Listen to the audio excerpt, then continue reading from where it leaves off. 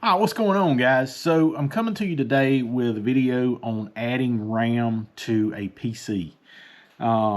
Built this computer a while back and really set it up for 1080p editing. And now that we're getting into 4K video, we're needing to bump some of the specs up a little bit. We've jumped up the graphics card to a 6GB DDR5 RAM card. And one of the things that we noticed is that we have an open slot in here for some RAM. So I actually just looked in, picked out the one that is exact to what's in there now, and I'm going to tell you why I did that. When you're picking out RAM for a computer, one, you need to determine which motherboard you have. That motherboard is going to determine how much RAM you can actually put into the computer. Some will only take 32 gigabytes. Some take less, some take up to 64. This one will take up to 64, but right now we are running 24 and we're going to bring it up another 8 gig to 32, which is going to be fine for what we're doing. We're running a solid state drive for our actual operating system and software programs. And like I said, we jumped up the graphics card. The processor's an i7. 6700K Intel. So we're doing good there. We just need just a little bit more RAM in order to process some of the like transitions and things of that nature a little bit faster.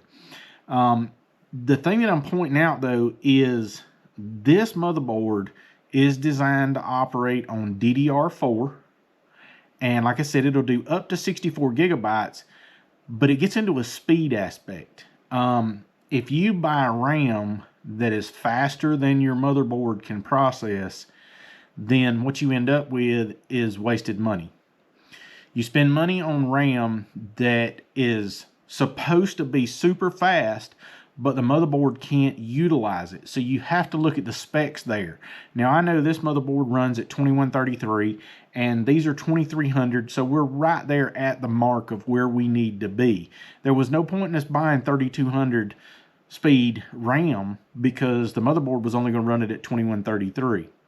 That being said, it's relatively simple to upgrade if you have an open slot, which we do right down here in between.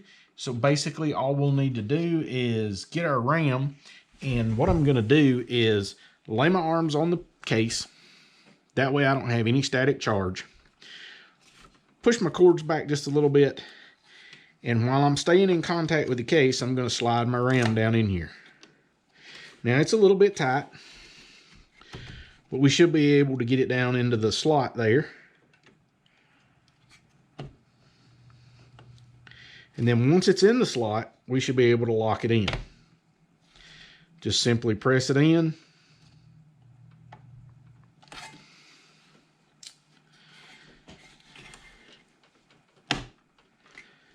There's that side locked. And then we've got our tabs on the side that we make sure they lock in once we push our RAM in.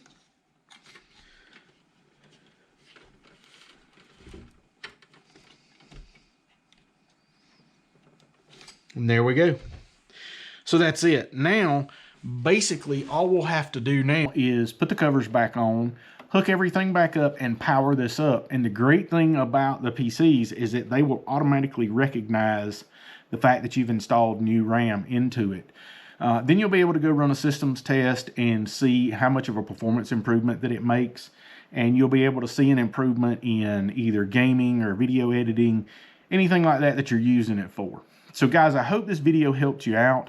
If you enjoyed it, please give us a thumbs up. Drop comments or questions down below. I'll do my best to answer them. As always, hit that subscribe button and tick that bell so you get notified when we release new videos. And as always, we appreciate you tuning in.